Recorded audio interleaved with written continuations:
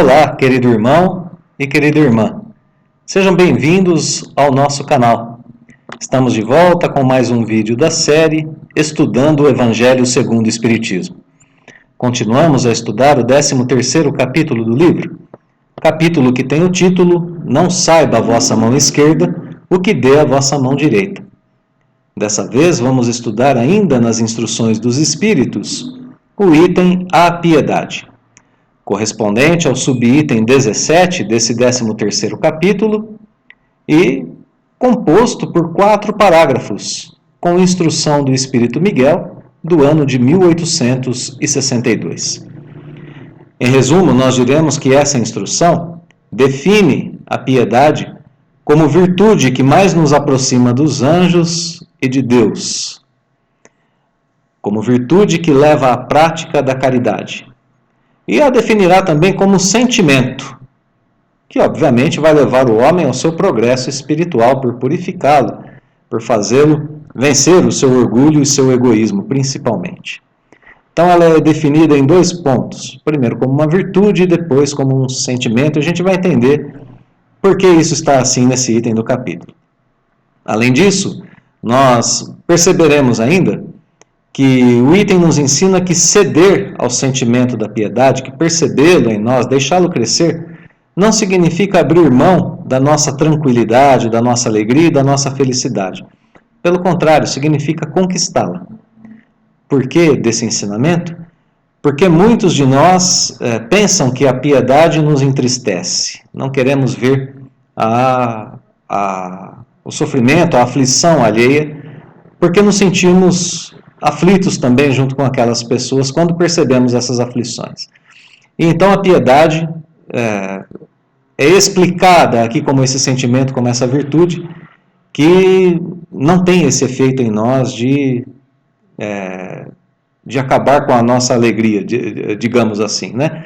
Pelo contrário, ela tem o efeito de nos encaminhar para a felicidade. E a gente vai entender isso no capítulo. Aspecto de continuidade. Nos estudos anteriores, nós estudamos a diferença entre caridade e esmola, vimos esses conceitos do ponto de vista espiritual, do ponto de vista material, vimos como romper o limite da esmola e passar a fazer a caridade real, e agora nós veremos que temos em nós o impulso que leva a essa prática. E vamos aprender a conhecê-lo melhor para deixá-lo nos guiar no caminho da felicidade sem receio algum, sem medo. Esse impulso é a piedade. Essa é a ideia de continuidade. Nós vamos aprender a identificar que, naturalmente, em nós existe esse impulso que nos leva a sermos caridosos e a praticar a caridade da forma como o Evangelho tem nos ensinado no decorrer do capítulo. Então vamos ao primeiro parágrafo, vamos acompanhar aqui os ensinamentos desse item do Evangelho. A piedade é a virtude que mais vos aproxima dos anjos, é a irmã da caridade que vos conduz a Deus. Aqui é a primeira definição, portanto, já diretamente assim dada sobre a piedade. A definição dela é dada pelo seu efeito. Qual é o efeito dela? Nos aproximar dos anjos. Ser a virtude que mais faz isso, que mais nos aproxima dos anjos e que nos conduz a Deus. Bem, é claro que a gente pode imaginar que os anjos já são piedosos na sua essência e em suas ações. Então nós vamos nos aproximar dos anjos quanto mais nós desenvolvermos a nossa própria piedade. Além disso, obviamente, ela nos conduz a Deus, porque quanto mais piedosos, mais puros seremos, mais angelicais seremos, mais perto de Deus estaremos. O texto segue com uma instrução direta. Deixai que o vosso coração se enterneça ante o espetáculo das misérias e dos sofrimentos dos vossos semelhantes. Enternecer significa deixar mais brando, mais suave, mais amoroso. Ficar terno, né? Mais brando, mais amoroso, mais suave. Então a gente precisa deixar o nosso coração se abrandar, se enternecer, ficar mais amoroso, quando nós nos depararmos com uma miséria ou um sofrimento de nosso semelhante. Vamos seguir um pouquinho o texto. Vossas lágrimas, claro, o nosso coração se enternece, né? Fica mais brando e nos emociona. Vossas lágrimas são um bálsamo algo que cura, né? São um bálsamo que lhes derramais nas feridas. Um tratamento para as feridas do outro, né? Claro que aqui se fala de feridas emocionais, não de feridas no corpo, né? O sofrimento em si, o sofrimento espiritual, né? A humilhação, a solidão e assim por diante. Então, quando a gente chora diante de uma miséria alheia, isso funciona como um bálsamo nas feridas emocionais do outro. E quando por bondosa simpatia chegais a lhes proporcionar a esperança e a resignação, que encanto não experimentais. Então a gente nota aqui que a miséria alheia tem sim a capacidade de abrandar o coração humano e de ajudar a lapidá-lo, a torná-lo melhor, mais puro. O coração terno causa emoção e simpatia. E isso causa também no sofredor, em alguns momentos, quando a gente age, né, em favor dele, a retomada da esperança e da resignação diante de seu sofrimento. E não para aí esse relacionamento mais profundo com o próximo, porque na sequência o texto diz que nós, por nossa vez, experimentamos um encanto com isso. Porque nós vemos que o outro retoma a sua esperança, retoma a sua resignação, porque talvez não se sinta mais sozinho diante da dor e desamparado. Então, por nossa vez, nós nos sentimos encantados com isso. Aí segue o texto dizendo que é claro que tem um certo amargor, é certo esse encanto. Esse encanto tem sim um certo amargor. Por quê? Porque ele nasce ao lado da desgraça, do sofrimento do outro. Mas não tendo o sabor acre dos gozos mundanos, também não traz as pungentes decepções do vazio que esses últimos deixam após si. Bom, então vamos entender o que diz o texto aqui, né? Tudo isso gera em nós um certo encanto, mesclado, né, com um certo amargor, misturado com um certo amargor, porque afinal de contas tem alguém sofrendo. Mas ainda assim é um encanto, justamente por ser diferente dos prazeres mundanos.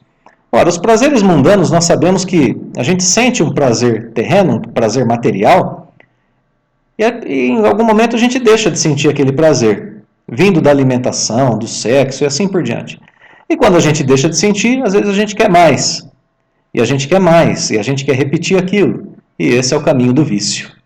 Porque quando o prazer mundano, de gosto acre, de gosto azedo, né, vai embora, ele nos traz decepções. E uma das maiores decepções que ele traz é o vazio que ele deixa quando ele vai embora.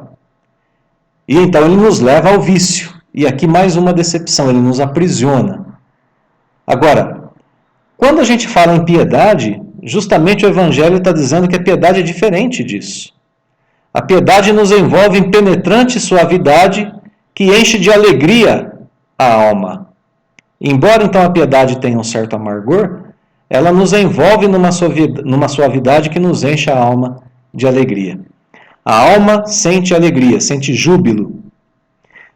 Por que isso acontece assim? O encanto que nasce com a piedade não é algo material. Ele não se dissolve, ele não vai embora. Ele fica, ele é patrimônio do espírito. Portanto, é imperecível, dura para sempre. E não nos deixa vazios, como acontece com os prazeres materiais. Então, essa vivência da piedade nos traz alegria, sim. E nos traz uma alegria que é permanente. Segue o texto. A piedade bem sentida é amor. Amor é devotamento. Devotamento é ouvido de si mesmo, é esquecimento de si mesmo. E esse ouvido, esse esquecimento, essa abnegação em favor dos desgraçados, é a virtude por excelência, a que em toda a sua vida praticou o divino Messias e ensinou na sua doutrina tão santa e tão sublime. Então aqui agora a gente vê já, antes mesmo da sequência do texto, a piedade sendo aproximada de um sentimento. Ainda não está definida como sentimento, mas ela já é aproximada de um sentimento. A piedade bem sentida, quando a gente sente bem a piedade, quando a gente entende bem, ela é amor. E o amor é devotamento. Devotamento é a entrega que nós damos de nós mesmos ao outro, ao sofredor aqui no caso, né? Nós nos entregamos com tudo que nós temos, com o nosso sentimento, com nossa inteligência, com nossos recursos, nos entregamos, nos devotamos ao outro. Por isso que devotamento é esquecimento de si mesmo. E esse esquecimento é uma abnegação em favor daquele que sofre. Isso é virtude por excelência, quando a gente age dessa forma. Então a piedade, quando bem sentida, é muito próxima do sentimento de amor. Não apenas o amor-sentimento, mas o devotamento, que é a entrega de si ao outro, portanto a ação. Ação em esquecimento de si mesmo. É aqui que nós vencemos o nosso egoísmo. Por isso ela é a virtude por excelência. Foi praticada e ensinada por Jesus. Esse nível de virtude é o que envolve todo o nosso ser, as nossas faculdades e os nossos recursos. Por isso permite que nós façamos a caridade assim de forma tão profunda. Portanto, retomando rapidamente, esse parágrafo define e explica a piedade em sua maior pureza e expressão e a relaciona com a doutrina de Jesus. Inclusive é citada no segundo parágrafo do texto, que é bem curtinho. Quando essa doutrina, a doutrina de Jesus, for restabelecida na sua pureza primitiva, quando todos os povos se lhe submeterem, ela tornará feliz a terra, fazendo que reinem aí a concórdia, a paz e o amor. Então, quando for praticada a piedade, quando nós deixarmos com que ela toque o nosso sentimento e nós passemos a praticá-la, aí então a gente vai ter um efeito interessante aqui na terra. Aqui vai reinar a concórdia, a paz e o amor. Ela tornará a terra feliz. Portanto, esse parágrafo fala sobre o efeito da retomada dessa doutrina aqui na terra através da virtude chamada piedade. O efeito? Felicidade na terra. Que é uma coisa que a gente às vezes pensa que é impensável. A gente acha que é impensável, que é impossível. Vamos ao terceiro parágrafo, pois ele continua explorando essas ideias. O sentimento mais apropriado a fazer que progridais, domando em vós o egoísmo e o orgulho, aquele que dispõe a vossa alma à humildade, à beneficência e ao amor ao próximo é a piedade. Perdão, vamos voltar o texto aqui. Então aqui agora, a piedade é definida como um sentimento. Antes ela foi definida como uma virtude, causando todos aqueles efeitos que a gente já viu. Agora ela é um sentimento. O sentimento que leva a praticar e desenvolver todas as outras virtudes. Está explicado aqui por que ela nos aproxima dos anjos e por que nos aproxima de Deus. Porque nos faz mais virtuosos. Quando ela é em nós ainda um sentimento, ela está pronta a fazer com que a gente progrida. Porque faz com que a gente domine em nós, com que a gente consiga exterminar o egoísmo e o orgulho, vencer o egoísmo e o orgulho que ainda estão em nós. Além disso, ela predispõe a nossa alma à humildade, à beneficência e ao amor ao próximo. Essa é a piedade, um sentimento. Então a gente tem esse sentimento, quando a gente o coloca em ação, a gente vai crescendo nesse sentimento, até que ele se transforme em nós em uma virtude natural. Por isso ela é definida das duas formas. No seu mais alto grau, é uma virtude. Agora o texto começa a nos explicar, o Evangelho começa a nos explicar que ela começa como um sentimento em nós. Por isso a gente deve ouvi-la. Vamos continuar as explicações. Piedade que vos comove até as entranhas, à vista dos sofrimentos de vossos irmãos, que vos impele a lhes estender a mão para socorrê-los e vos arranca lágrimas de simpatia. Então, comover significa mover fortemente. É claro que aqui é uma figura de imagem, uma figura de linguagem, melhor dizendo. A piedade nos comove até as entranhas. Nos comove, nos move fortemente, não até as entranhas do corpo físico, mas até as profundezas da alma. Ela nos move fortemente, nos faz perder a dureza do coração, a dureza da alma. Portanto, não devemos sufocá-la, nem deixar de ouvir a sua voz, falando em nosso íntimo, já que é ela que nos move a fazer o bem ao próximo, a conquistar a sua simpatia e também a nos aproximar de Deus, como nós já vimos, ela nos impele, então, a estender a mão para socorrer o próximo.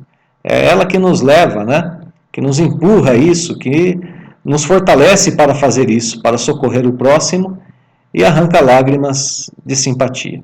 É ela que nos emociona dessa forma. Nunca, portanto, abafeis nos vossos corações essas emoções celestes. Olha aqui, ó. Estarmos emocionados pelo sofrimento do outro significa uma emoção, viver uma emoção celeste.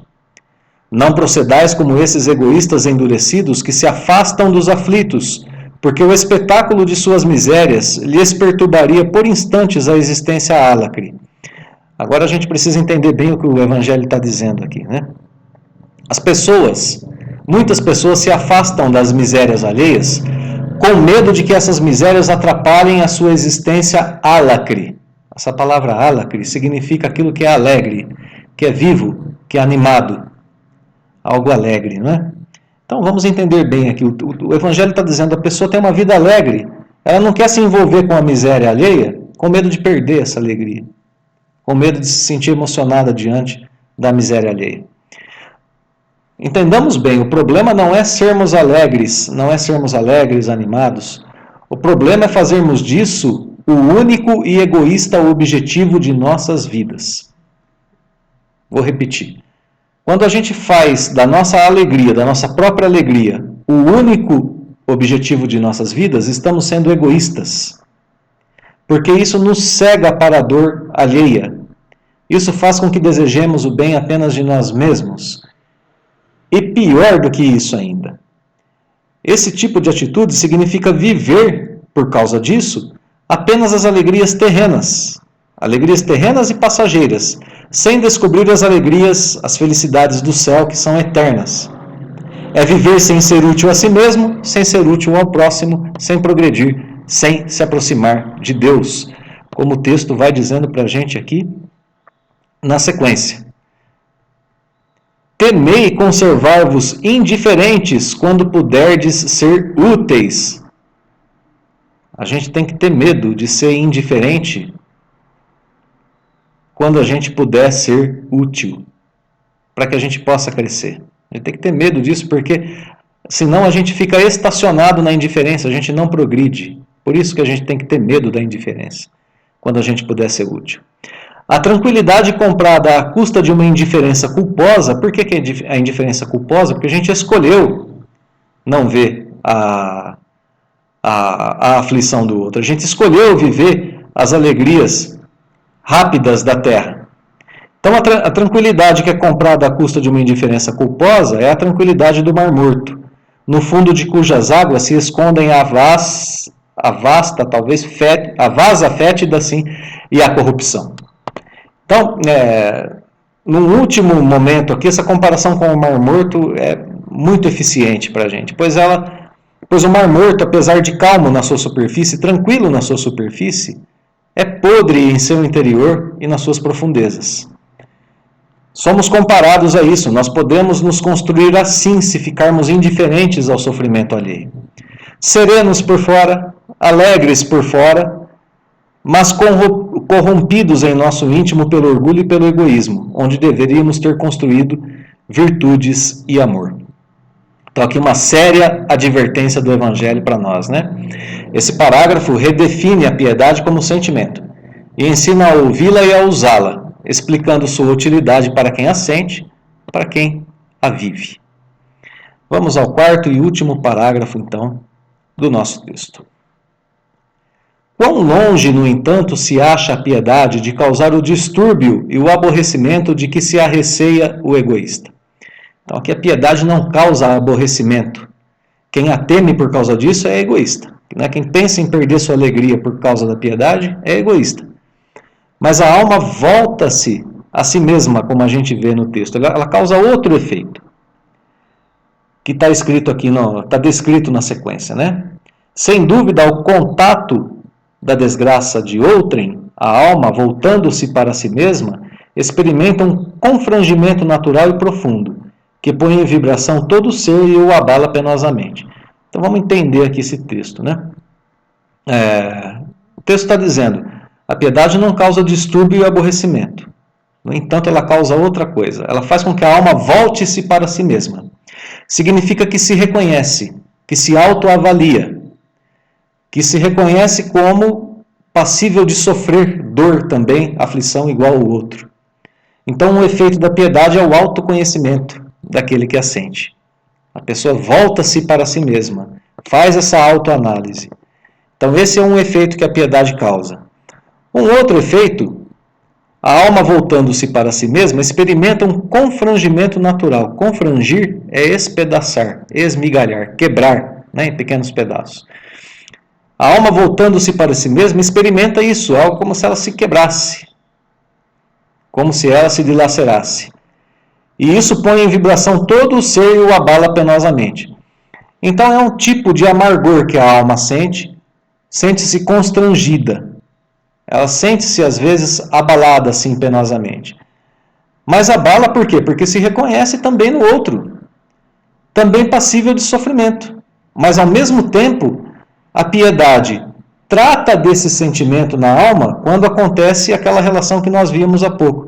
Ela move a pessoa a fazer a caridade, a pessoa faz a caridade e recebe de volta em si aquele encanto que nós vimos há pouco. Portanto, a piedade trata desse esmigalhar da alma e a reconstrói melhor, a reconstrói mais perfeita, mais pura.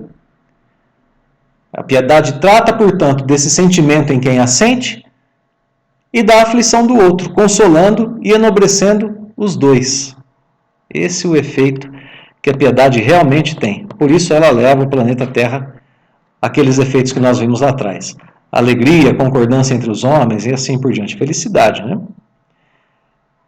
Por isso segue o texto dizendo que grande é a compensação quando chegares a dar coragem e esperança a um irmão infeliz que se enternece ao aperto de uma mão amiga e cujo olhar úmido, por vezes de emoção e de reconhecimento, para vós se dirige docemente, antes de se fixar no céu em agradecimento por lhe ter enviado um consolador, um amparo.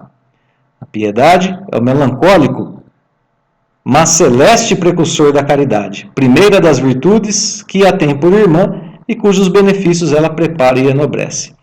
Então, aqui para a gente encerrar o texto, né, nosso estudo, a gente vê que há uma compensação na piedade.